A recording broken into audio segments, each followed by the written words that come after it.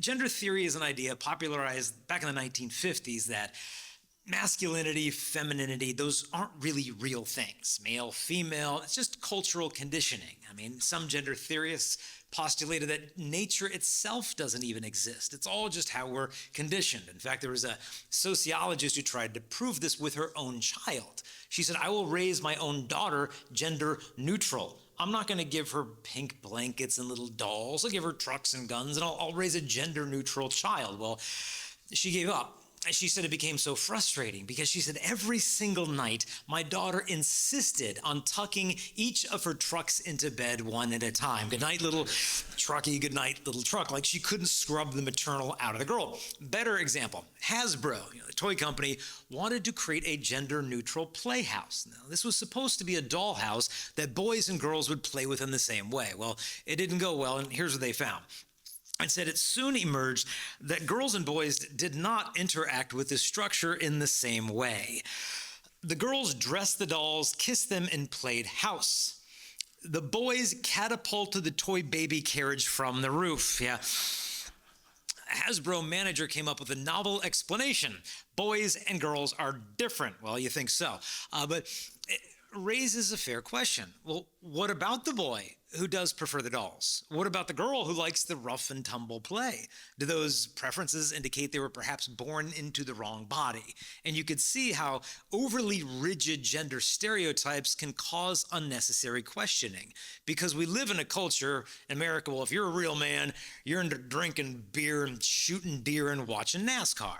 I'm not this stereotypical American man. I'm not like a 6'5" football player. I'm a 5'6" chastity speaker. Like I don't fit the mold, but like I don't really care because I don't have to fit the mold because I know that I'm a man, not because I feel so manly.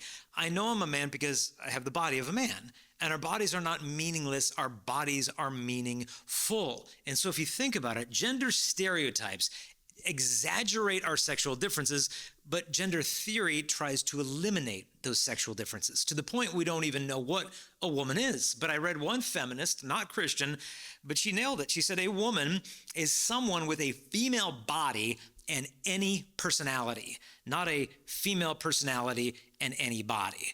But here's the question. What about when they don't line up? What about when you get a person who's very clearly, let's say, biologically male, but his internal sense of identity is female or both or neither? What's going on there? This creates a lot of distress, this feeling of being disconnected from your body, known as gender dysphoria. Now, to help you understand the word, think of the word euphoria.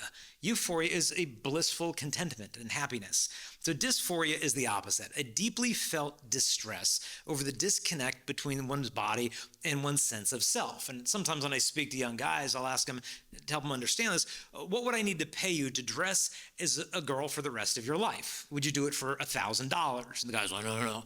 Would you do it for $100,000? No way. Would you do it for $1 million? And if you want the money, you got to go full send. You better be wearing a sundress to mass. If you go to the gym, you better be wearing Lululemon pants and a crop top. Like, you got to go full send on this. The guy's like, no, not for $1 million. Why wouldn't you do it for that much money? I don't know, I just feel so embarrassed and awkward and inauthentic. Okay, but what if that feeling of discomfort wasn't just your outfit, but it was your body itself? This is gender dysphoria. Now, when a child experiences gender dysphoria, studies are clear. 80 to 90% of the time, by the time they finish puberty, they come to feel at home in their biological sex. About 90% of the time, it goes away on its own unless gender affirmative care does not intervene. What is that? I mean, it sounds good. We should affirm people. Gender affirmative care is this. I spoke in the Archdiocese of Boston, and a parent came up to me showing me an email they got from the school district. Their kid goes to public school and said, oh yeah, the parents got this email and it said, as part of our diversity and inclusion program in the schools, we're going to be doing mandatory read alouds where all your kids are going to read these books about how bullying is bad. I'm like, well, yeah, bullying is bad, but let me see the book list. And I said, oh, I see what they're up to. And I bought all the books. I ordered all of them, had them all shipped to my house, and I read them all. And they're all books like this. Just looks like a nice little cartoonish book here. And it's got pages like this. When a baby grows up to be transgender, it means that the grown-up who said they were a boy or a girl made a mistake. This was read to 450,000 children starting at age 4 throughout the entire state of Massachusetts in books like this. This is not promoting tolerance. This is promoting transgenderism, which is the idea that if you don't feel at home in your body, well, there's a word for people like you. The word is trans, and the only way we live an authentic life is to transition, which has 4 stages. The first would be social transitioning. Change your name, your clothing, your bathroom, your sports teams, whatever. The second stage would be puberty blockers. These are drugs now being given to kids as young as 8 years old to block the progression of puberty. Now, if you don't have puberty when you should have puberty, that's actually a disease. It's called Kallman syndrome. If you put a kid on puberty blockers, they go on to the next stage of cross-sex hormones. And to go from one to the next sterilizes the child. And the cross-sex hormones, to be clear, do not give the child the reproductive organs of the other sex. They develop the secondary sex characteristics. So if you put a girl on T or testosterone, it'll deepen the pitch of her voice, increase in facial hair, increase in musculature, a redistribution of fat in her body. If she wants to keep up that masculinized look, she'll have to stay a pharmaceutical patient for the rest of her natural life. Because even if she goes off for as little as 3 weeks, the body wants to gravitate back to its natural form. Now, some effects could last a lifetime. Sometimes the voice never quite goes back to normal. The singing voice never goes back to what it had been. Some of the effects are permanent. While she's on the drug for the testosterone, her risk of heart disease is quadrupled. She has 40 times as much testosterone in her body as should be there. It's the same level as if she had an androgen-secreting tumor in her body. Her uterus will probably need to be surgically removed within 5 years because of the now increased risk of endometrial cancer. And if these effects aren't enough, the next stage would be surgery. And it isn't a sex change operation like they used to call it. There's dozens of procedures, from recontouring the forehead, shaving off the Adam's apple, top surgery, bottom surgery. One of the most common is top surgery. This is a bilateral mastectomy. Oakland, California Children's Hospital has given them to 12-year-old girls. Los Angeles Children's Hospital, 13-year-old girls getting double mastectomies. Up the coast in Oregon, oh yeah, they changed the age of medical consent to 14, which means you can't get a tattoo in Portland until you're 21. You cannot use a tanning bed until you're 18, but you can have both of your breasts surgically removed at the age of 14 without your parents' permission if you think that you are no longer want to identify as female. But where's the girl going to get the money? It's a $10,000 procedure to have a double mastectomy and elect one of those. Where's she going to get the money? GoFundMe.com. It's a popular crowdfunding website where you can raise money for service projects, medical bills. Go on there tonight. Type top surgery. How many girls right now are raising money to have a top surgery? Last time I checked, it was 42,000 of them. And benefactors aren't saying, oh, here's $20. They're like, no, here's $5,000. Go be your authentic self. Now, when the surgery is over and the anesthesia wears off and the surgical dressings are removed and she sees her body for the first time, at times there's elation. Oh, finally my breasts are gone. I always hated them to begin with.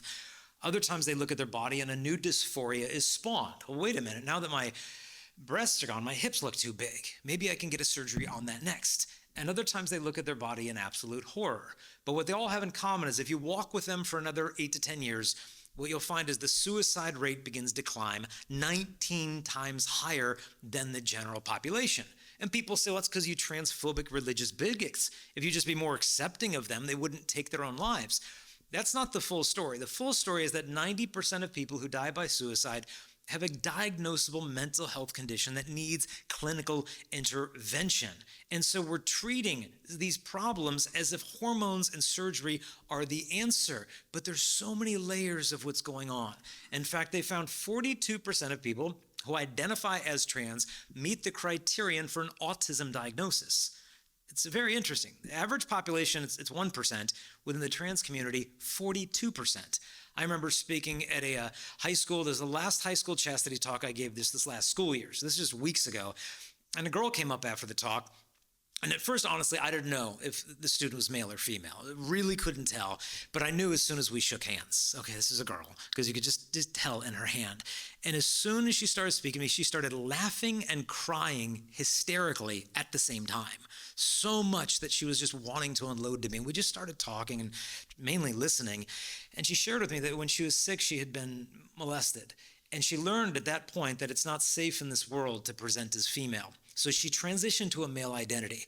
At the age of 12, she suffered an even worse form of abuse, presenting as a boy. And she learned, I'm not even safe presenting as male. And now she has found safety in the title of non-binary. Maybe if I can erase my sexuality entirely, I'll be safe in this world. This is what's going on in the heart of at least this young woman. I was up in Oregon, and one of the girls there I met, her sister's getting a top surgery. And she asked her, why are you going through with the whole operation and everything? They had been abandoned by their father as little girls. And the sister said in reply, oh, you'll see, I'll be a better man than Dad ever was. It's like, oh, the weight of what's going on. And if all we offer as a church is church militant to deal with this, and that's needed. I mean, there needs to be a culture war when it comes to no men and women's sports and politics, pharmaceutical. We need courage right now for sure. But this is more a time for medics on the battlefield. Because if we look at these individuals, oh, this is just some woke snowflake liberal. Are they a snowflake because they're sensitive? Or maybe they're a third-degree burn victim. You know, maybe they're in need of extraordinary sensitivity and compassion, that's how they need to be presented with the love of Christ. And so if hormones and surgery aren't the answer, then what is the answer? Because the world will tell you, look, if you don't affirm them, then you're abandoning them. So are you going to be a transphobic bigot or a compassionate human being? If those are the only options, accept or abandon, most people are like, well, I'll just do the accept thing. You do you. But no, the language that's needed is one of accompaniment. Walking with these people in truth and in love. Because if you love somebody, you can't lie to them. It's false compassion. It's misguided mercy. And the truth is that biology is not bigotry. That's why medicine is just so sex specific. Not just that women can get cervical cancer and men get prostate cancer. No, we're susceptible to disease differently. Women are more prone to autoimmune disease, men more prone to infectious disease. If you suffer a heart attack, the man will experience pain in his chest, pain radiating down his arm. The woman will experience nausea, shortness of breath, and pain between her shoulder blades. Same disease, different manifestations. If you suffer a stroke, the man, interestingly, will take longer to recover his speech after having suffered a stroke than the woman will, because men only use the left hemisphere of our brain to speak, whereas women use both hemispheres of their brain to speak, which explains that why if you hit a man hard enough on the side of his head, he could go completely mute. If you hit a woman there, she'll just keep right on talking. And so it's a true story. Even better example, I know of a doctor who had a female patient who had epileptic seizures. So he treated her with an anti-epileptic medicine, and it worked well for about 3 weeks. And then she had another seizure. He changed to a different medication, and again, 3 weeks later, a month later, she had another seizure. Couldn't figure it out. He consulted a colleague of his who was a doctor specializing in gender medicine, not transgender, but male-female differences. And the doctor said, look, there's the problem right there. The doctor said, what? He said, look at her. When is she having the seizures? She's always having the seizures during the second phase of her menstrual cycle. During that time in a woman's cycle, her body produces a surge of progesterone. Progesterone is a well-known inhibitor of anti-epileptic medicine. So when the progesterone rises, the efficacy of the drug drops. So he said, you just need to increase the dosage during the second phase of her cycle. It'll offset the progesterone, and your seizures should go away. And he treated her accordingly, and she was healed. Because this doctor realized that sex is not assigned at birth, like you're hearing today, any more than your blood type is assigned at birth. It's recognized at birth. Because in science, our sex is determined by how an organism is organized for reproduction. And in the human species, there are only 2 gonads. It's the eggs or the testes. When it comes to, the gametes, we have the testes and the ovaries for the gonads. For the gametes, it's the sperm and the egg. There's no spectrum. There could be disorders of sexual development, but these don't constitute our 3rd or 4th sex. In fact, every single cell of the human body that has a nucleus is sexed. Geneticists have found more than 6,500 sex-specific genes, meaning your arteries are male or female, your esophagus, male or female. This is why we can't change our sex. We'd have to swap out every cell of the body, not to mention the soul. Now, upon hearing this, a person who experiences gender dysphoria would almost certainly say, look, I'm not trying to change my sex. I'm not saying that I'm changing my chromosomes. Nobody's even making that argument. What I'm saying is that I just want to feel at home in my own body, and why is that too much to ask for? And so how do we respond to this? Well, I think these individuals deserve to hear the truth, but I think they also deserve to be listened to. And so my challenge is that you would learn how to listen to gender dysphoria with reverent curiosity. And what I mean by that, it's often a roadmap towards a deeper healing if we know how to listen to it. We have to learn to listen. A friend of mine does this great. He told me once he does evangelization in gay and lesbian bars in Chicago. And when he told me that, I'm like, wow, you must be a real popular guy kind of bringing your catechism into a lesbian bar. And he's like, no, we don't do that. I'm like, well, what do you do? And he said, oh, we just talk about the Cubs, White Sox, the Bears, and all that. I'm like, I know, but how do you talk about God? And he said, usually we don't. And I said, well, then how is this evangelization not just a conversation?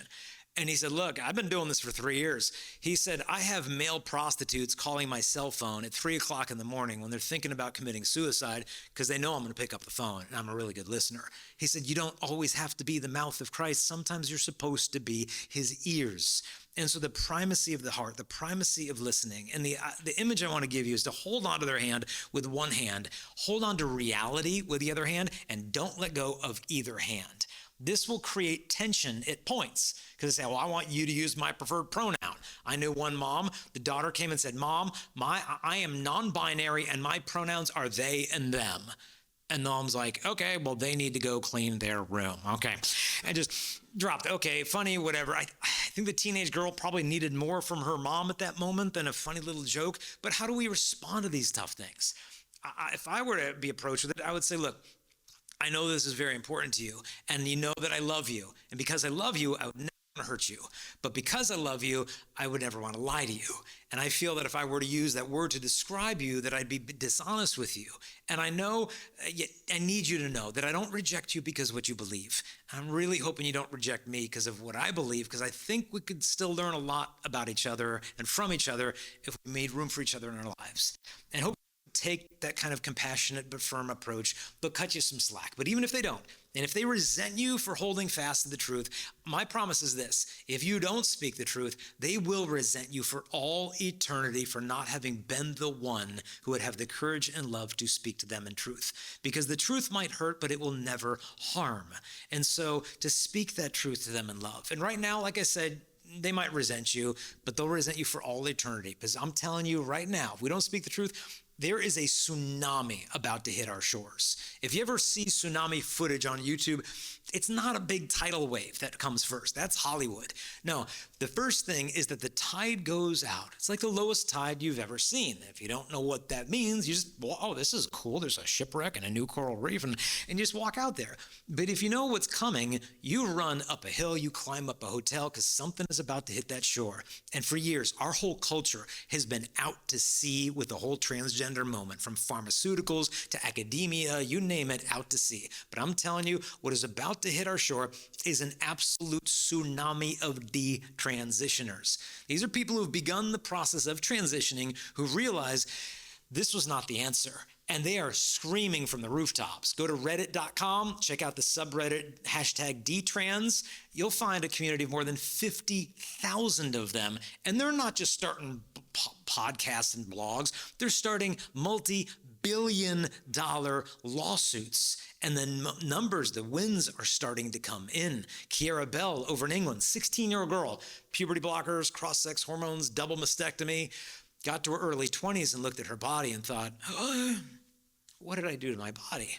Oh, what did you adults let me do to my body? She sued the biggest gender clinic in the United Kingdom. Court case went all the way up to the High Court in England, And these liberal progressive judges ruled in her favor, that she could not have had informed consent. As a result of the legal fallout of this, the biggest gender clinic in the United Kingdom was shut down about a year and a half ago, fractured into smaller clinics that actually focus on mental health. Things are changing in public policy. Sweden, Norway, France, England, the laws are changing because they're dealing with the fallout. It's almost like they spilled the milk and now they don't know how to get it back in the carton.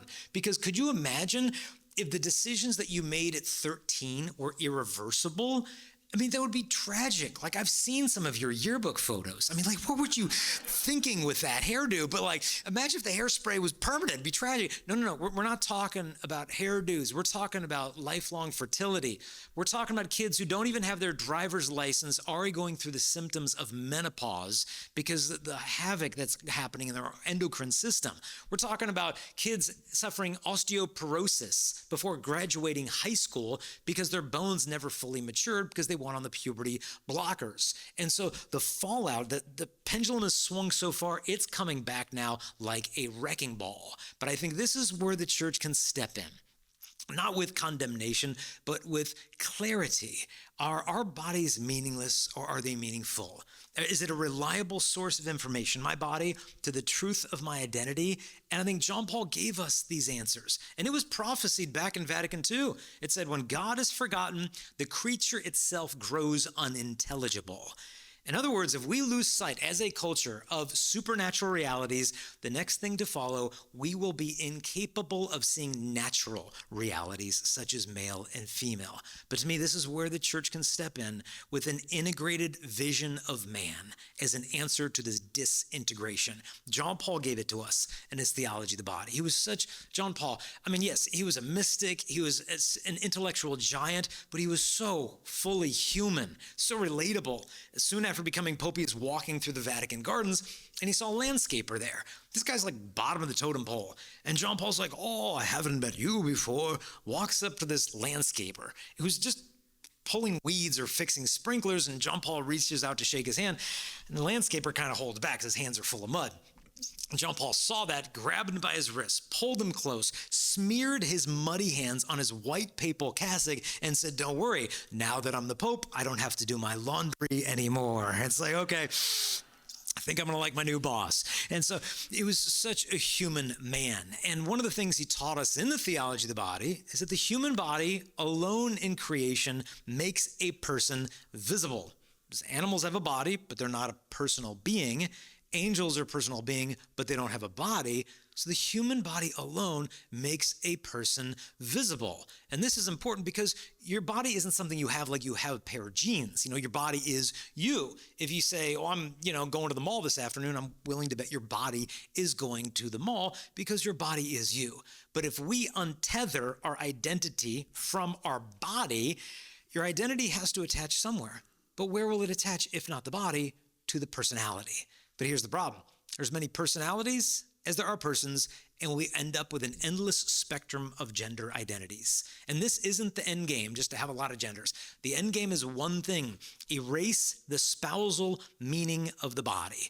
Erase sexual complementarity. That is the end game here. Because the devil is not just the enemy of your soul. The devil is the enemy of human nature. So what God has joined, he wants to split. If God joins body to the soul, devil splits it, you have death. God joins husband and wife, split it, divorce. If God has joined your body to who you are as a person, and the devil can split that atom, what follows is the disintegration of man. Because if male means nothing, then so does man, or female, or husband, or priest, or father, or family. Everything is disintegrated. And so this is why John Paul said, right now you have been given a task to rediscover the meaning of your body. Stamped into our bodies is not just our identity, but our mission. This myth that our sexuality is relegated to our reproductive organs is junk science. The anatomical differences are fascinating between men and women. Look at just the senses of the body. In the woman's woman's ear are thousands of microscopic hair cells that vibrate with a greater intensity than men's do, which amplifies your ability to hear, to detect nuances and inflections in the human voice that are imperceptible to the male brain. I think there's entire conversations the male brain can't hear, but that's an entirely different conversation as well. But the hearing, have you ever taught little boys? You ever notice you have to speak louder to the boys? Well, yeah, you have to speak 8 decibels louder for the male brain to register speech than the female brain. It's not a guarantee that he's listening to you, but at least he can hear you at that point. But I've seen this in marriage. I mean, sometimes Crystalina will wake up. She's like, honey, the baby's about to wake up. I'm like, what? And the baby wakes up 5 minutes later. I'm like, how did you do that? You can hear the baby before he's crying, and I can't even hear the baby when he's crying. Like, this is remarkable stuff. But it might seem like women have all the edge, but they don't. Men typically are comfortable with sounds twice as loud as women. One way that men universally outperform women in hearing is locating the origin of a sound in 3-dimensional space. You're walking in the woods. You hear a branch crack 35 yards southeast. The man can pinpoint the origin of a sound with much greater accuracy than a woman can. He tends to also do better blocking out ambient noise to focus on one particular thing, whereas the woman does a better job of auditory multitasking, hearing many things at the same time. So the ears are different. The eyes, women can see shades of color indistinguishable to men. That's why women have colors like mauve, fuchsia, chartreuse. Like, what is taupe? I don't even know. I just need a small box of crayons. So the eyes are different. All these things to me in the body are pointing towards the heart. John Paul II said women see with their hearts. I remember meeting Dr. Alice von Hildebrand once. I was at EWTN and I got to have breakfast with a brilliant philosopher. And she said, yes, Jason. She said, you know, men have power in what they do, but she said women have power in who they are. And this is why I think the devil is so desperate to get women to think they need to be masculinized in order to become powerful. I read one guy, he said, look, women were not created to do everything a man can do. She was created to do everything a man cannot do. I read another, and they said, look, whatever you give the woman, she'll make greater. If you give her sperm, she'll give you a baby. If you give her a house, she'll give you a home. If you give her groceries, she'll give you a meal. If you give her a smile, she'll give you her heart. She multiplies and enlarges what is given to her. Now, understand in me saying that, I'm not saying, look, biology is destiny, it's domestic servitude for you all. I'm not going there. Where I'm going at is I had lunch with a nun about 1.5 years ago who is a nun. She's a consecrated religious sister, and she's a doctor, and she's a surgeon, and she's a colonel in the United States Army.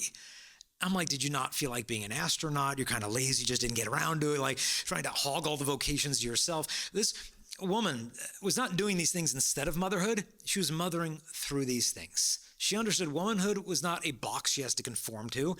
It's a firm foundation upon which she can stand to bloom into whoever God created her to be. And so I think if God could speak into the heart of any person, young or old, wrestling with gender dysphoria, I think what God would say is this, like, my beloved child, you were not born into the wrong body. You were born into the wrong culture.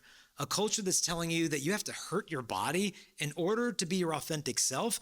Your body does not need to be reconstructed. It is this culture that needs to be reconstructed. And so I have created you for such a time as this to participate with me in the reconstruction of this broken culture.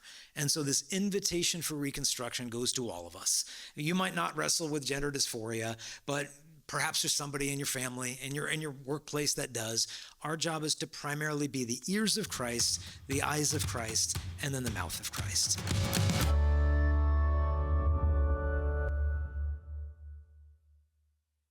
Boredom and unity go hand in hand. What do I mean by that? Let me start by a definition, a functioning definition of boring.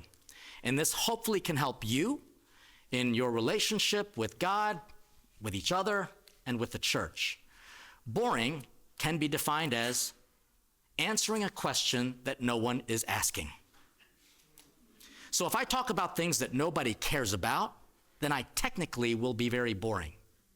But I think if there is one thing that our United States, our one holy Catholic apostolic Church has to ask is, what does it mean to be in communion with God and with each other? And boredom is such an insulting thing to experience when you're trying to be one. I'm just going to give you an example. If husband and wife are bored with each other, their unity will eventually be dissolved just by a lack of recognition that the other possesses something that they need to know. The problem is they no longer ask the questions. So I want you to make sure you're constantly asking a question, something that is implied in our newest Pope's motto. In Latin, it is in illo uno unum.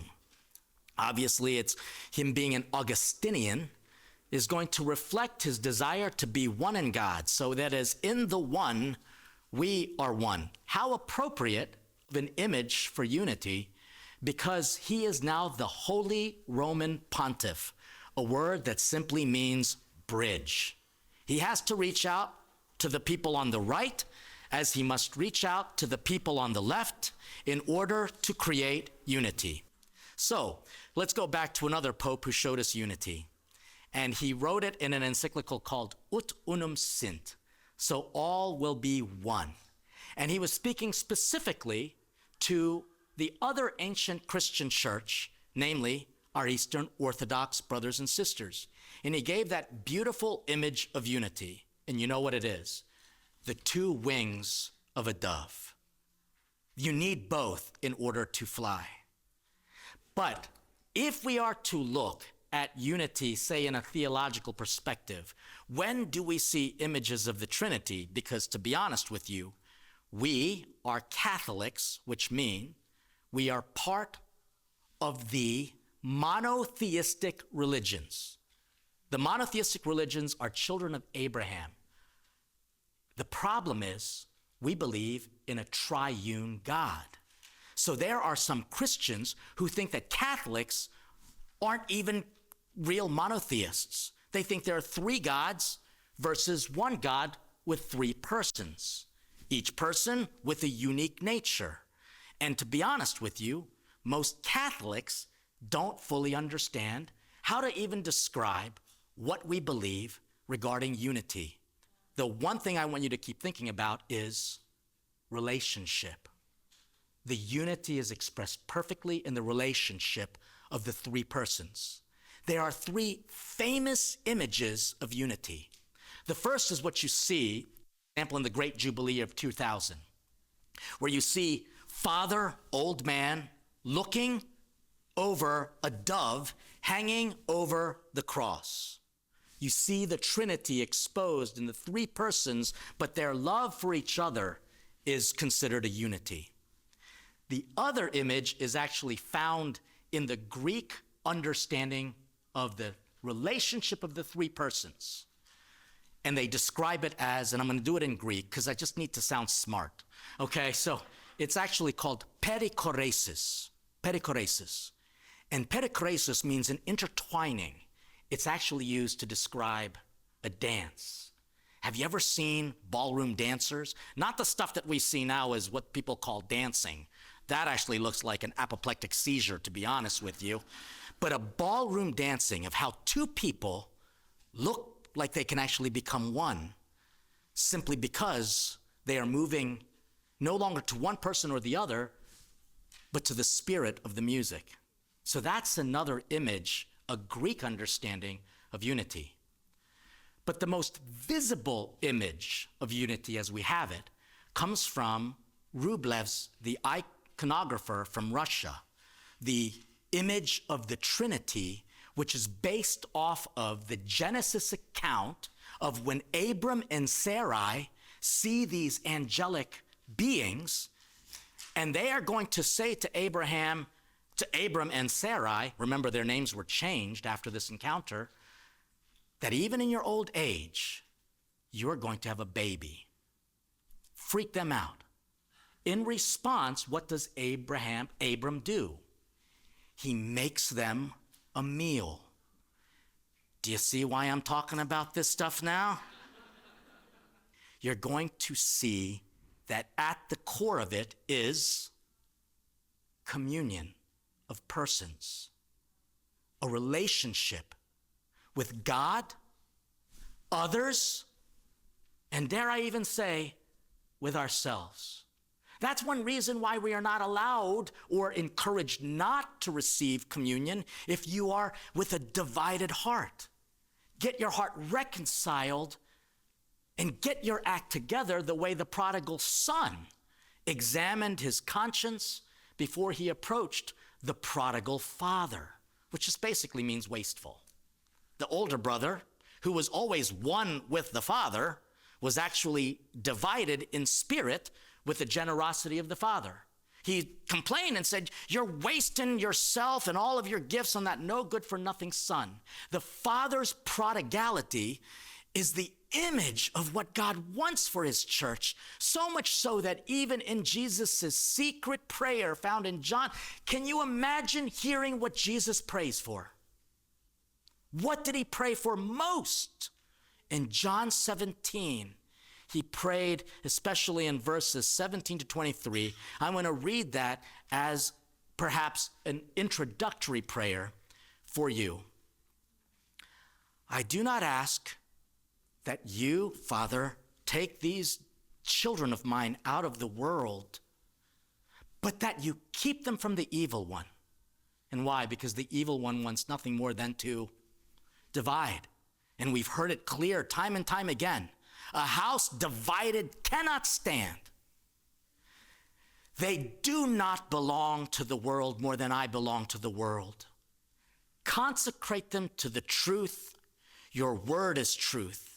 As you sent me into the world, so I sent them into the world. I consecrate them that they may be consecrated in truth. And I pray that all will be one, as you, Father, and I are one." That's Jesus' prayer. So I'm going to get practical. Trust me on this. But I need you to know that when people don't like religion, it's because they're not seeing unity amongst the religious. And Jesus confronted it in his day and age too.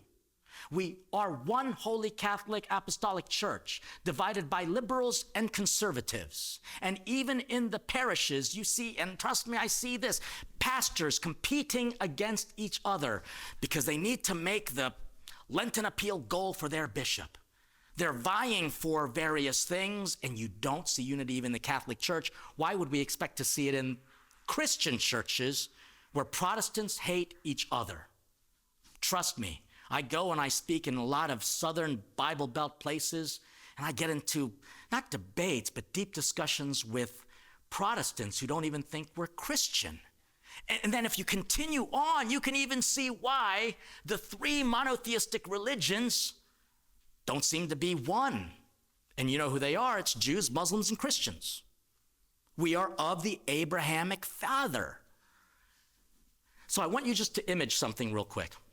What's the image for Jews? It's the Star of David, correct? What's the image or the symbol for Muslims? It's the crescent moon, right? What's the image for Christians? The cross. Now let's ask, who made the star? Who made the stars? God. Who made the moon? God. Who made the cross? Be careful. Who made the cross? Man. I need you to understand this because our faith is very different from the other monotheistic religions, and for one reason alone, a very Augustinian principle, the incarnation. Jews are waiting for the Messiah to become man. Muslims do not want God to become man. We honor the duality and unity of divine humanity in Jesus. That's what makes us different. It's a theological reality that in Christ, he is the difference. He is God, man. And the reason why we take as the symbol of our faith the cross is because Jesus, who is God, will take what humanity created, death, And he will unite himself to it in such a way that he wouldn't even need nails to keep him to the cross. And what will he do to the cross? He will destroy its power and redeem it. To the point where now even the cross is not a symbol of torture and ugliness, but a symbol of hope. And why? Because all four divided corners, heaven, earth, left, right, are going to be found in his heart, which was pierced so that we can have access to it. And that's why you hear in John's gospel the unity of Jesus, the prayer of Jesus, which is unity. I might even be able to say that the one thing that Jesus hungers for the most is unity. And I think that if we were to honestly ask ourselves the question too, what do we need the most in our world right now? Well, it's all in the tenets of our faith. The four pillars, the four characteristics, the four marks. And we're never going to get to the other three unless you get to the first one. One, holy, Catholic, apostolic. Let's go in order. Let's start with unity. And so, what will bring us together? This is going to touch on the most powerful question that we literally wake up with, and we're plagued. Everyone in this world is plagued with this question. What am I going to eat today? And therein kind of lies the problem. Because the next questions we should follow up would be, with whom will I eat today? Because Christ already is providing for you the source of unity, communion. The next question that we should be asking should be, with whom will I eat today? During COVID, do y'all remember that?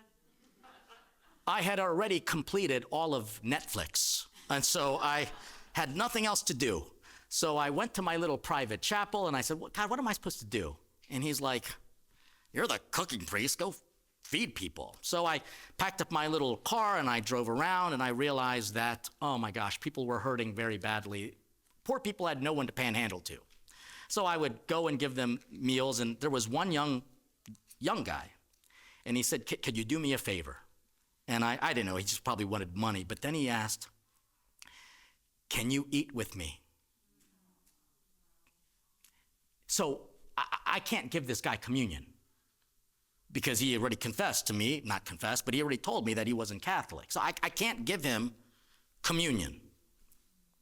But Mother Teresa gave a holiness of unity to everyone, even Muslims and Hindus. A simple bowl of soup merited for her a prophet's reward.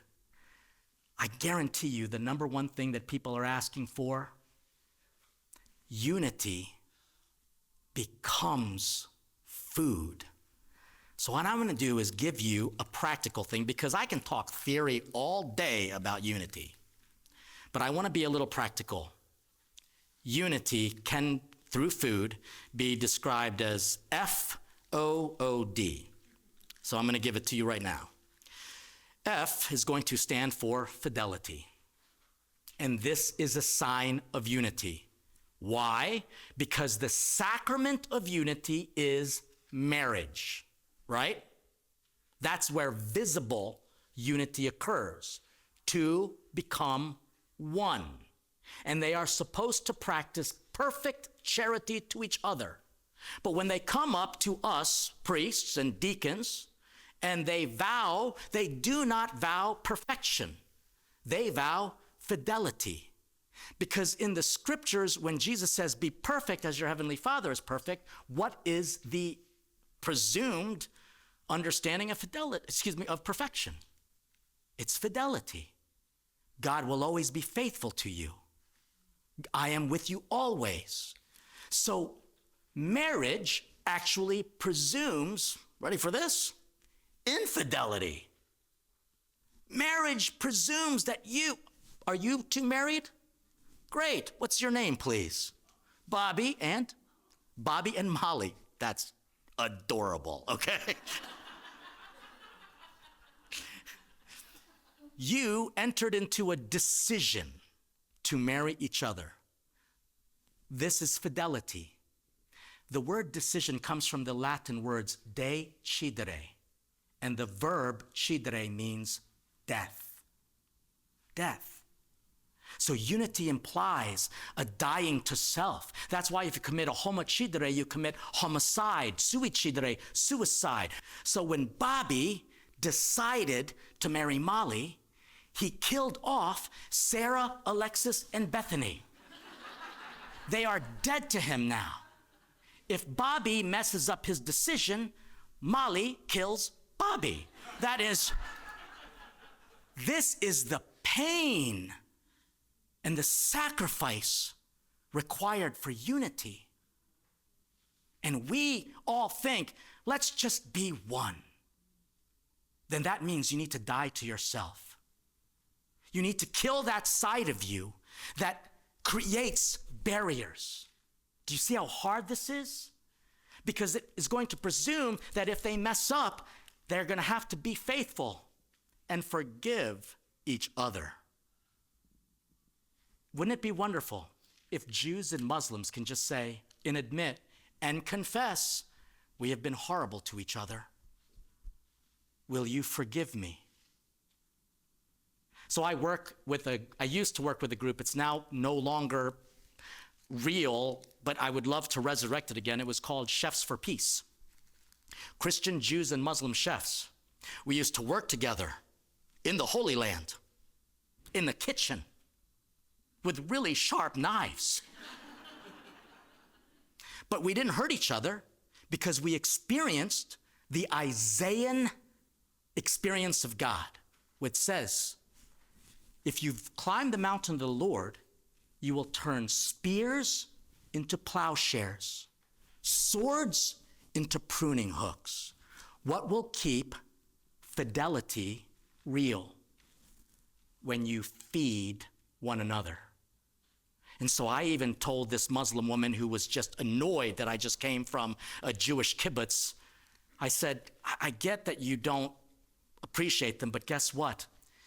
You both eat hummus. And I would love to have an international cooking competition where a Jew and a Muslim would duke it out in the kitchen, and we'll see who makes the best hummus. And by the way, hummus comes from the chickpea, coriander and tahini. But if we were to apply it to Christian standards, hummus just means dirt. And it's the same root word as human. It's the same root word as humility. Isn't that what's needed for fidelity? Humble love of each other. Can you see why we're not one people? We're not humble. So I'd like to talk about it because I'm so darn humble. You see the problem? As soon as you think you have it, you're a sinful, prideful person. True unity requires an ongoing recognition that I am dirt, and to dirt I will return. It'd be wonderful if every religious leader, like St. John Paul, would show humility and bring all these world religions together and try to encourage humility. Okay, so that's fidelity, humility. Obedience, this is a good one, because obedience requires us, and the etymology is ob, tending towards, audire, what I hear. The problem is, with unity, is that we give our ear to only, say, like one news source. And so we're no longer listening to one another. And that's why, again, the perfect image of unity is marriage. Do husband and wives listen to each other? It's not easy to do. Very difficult. And so for us as priests, what does that unity look like? My obedience to God, my obedience to the bishop, my obedience to my flock. Maybe if we just listen to each other as a mom listens to her child, will be able to provide the comfort, because the most obedient person that I know are parents who can literally hear a child and say, hungry, wet, lonely, and then we can respond. The other O is opportunity. This is a good word because it comes from the Latin ob portens, which means coming toward a port, because a port is an image of safety, right? If you want unity, can we assure that there will be safety for the person with whom you have disagreement? Will there be a kind of an atmosphere of safety? In one of my original projects, it was a podcast, the one person that got me the most views and listens was a transgender woman. Her name was Ashley. Ashley knew me when I was a parish priest in his original parish, followed me in my travails, and reached out to me.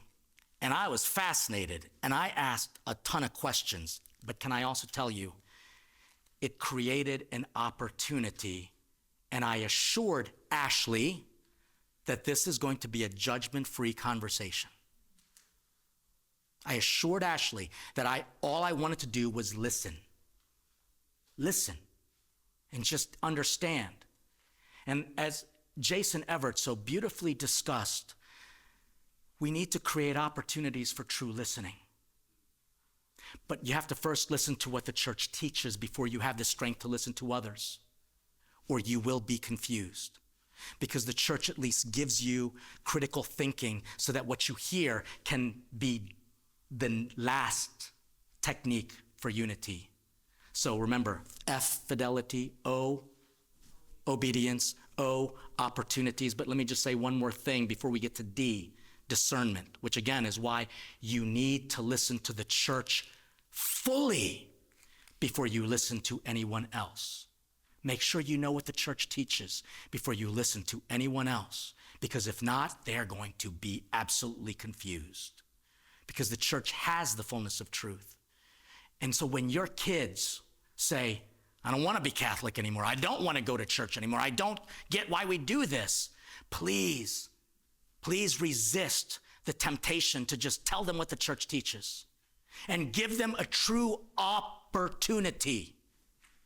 Ob portens. Bring them to a port, an airport, and then put them on a plane and send them on a pilgrimage. One thing that will get your kids to be more in touch with the church is to see the church universal. They're going to see how the church truly is one. How many times have kids gone on pilgrimages and they're like, it's amazing to see how I could go to a church of a different language and I'll know what to do and they'll feel at home.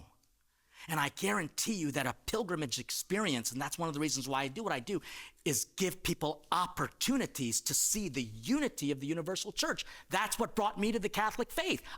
We have to create opportunities for the Spirit to work, and that Spirit will lead to the D, discernment. Discernment comes from the Latin word cernere, and that means to separate, to sift. Do you see the food reference there? Because Christ will even say, I will sift you like wheat. Even today's gospel. Should I rip up the field because there's weed and wheat?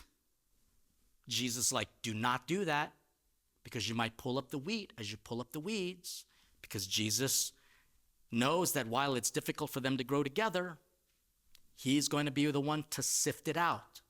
And if we all admit humbly that we have weeds and wheat growing in us, then we simply take it through the sifter, i.e. confession, where the wheat is separated from the chaff. And some people will throw away the chaff. But if you discern, that chaff could be used to light the fire, to bake the bread from the wheat. In other words, if you discern well, nothing is wasted with God. Even the worst experiences of division can teach you something about unity. I want you to think about the last most divisive conversation you have? Did you discern it? Or did you just stay ticked off at the person the entire time? Because you could have actually learned, not only from them, you could have learned about yourself and how we are all working on unity. So I wanted to give you these practical meditations so that you can become that bridge, be strong, flexible, but equal. Because if you are going to use the G.K. Chesterton model for unity, he expresses it in a book called Orthodoxy. And he gives an image of true unity by saying that you have to be orthodox. I didn't say Greek Orthodox, just orthodox, which means according to a proper praise. And he says, you're like walking a tightrope. And if you feel the pull to the left, and you therefore overcompensate by going way to the right, you're going to fall. This dynamic tension. By first turning yourself into a cross, keeping your eyes fixed on the cross itself, and you will continue to move like a ship on a pilgrimage. And let's admit, sometimes the ship will sway this way and that way. And perhaps even because its desire to stay focused, it might even take water. But this is where G.K. Chesterton I love him. He says, but fear not, because grace can turn that sinking ship into a submarine, headed in the right direction towards Jesus' prayer for unity. The number one division that we need to overcome are the people who are poor. Jesus had a preferential option for the poor. The more that you can see us in their midst, not with pity, but with compassion, the more you're going to be a believable source of unity, as Mother Teresa of Calcutta was. So I started this restaurant and food truck with the intention to not only serve excellent food, but really to share that this food can be not just for the wealthy who can afford it, but for those who can't. And I hire people coming out of the prison systems and people from disadvantaged communities. We were giving food to the hungry, hot food, during the winter months in Baltimore, and I said to this guy, I said, please give food to those guys under the tree. They're homeless and they're hungry. So he walked over and he presented food to them. What was interesting is that the guys under the tree didn't even want their food. They were like, I don't want your food. They don't even trust each other. And the guy, my staff member, he said, it's not coming from me, it's from that little priest in the truck. Honk, honk, it's mine, so they ate my food, they didn't eat their food. Isn't that interesting? Maybe all lives do matter, and they need to respect that amongst their own peers. Anyway, this guy comes back, and he's got the stupidest smile on his face. I've never seen anyone who was such a thug smile, so goofy. And I said, what are you smiling about? He said, I never gave food to anyone before. And I said, well, how did that make you feel? And he said, I feel wonderful. That wonderful is exactly what Abraham and Sarah experienced when they met the angels, and those angels promised them life, a baby. What was that image of the Trinity for them? 3 people around a table, eating together. That's unity. So I'm simply going to close by saying thank you for the invitation. Thank you for your presence. Thank you for your beautiful questions. Thank you for your faithfulness, for your excellence in what you do for the church. And I hope you're hungry, because God wants to feed you.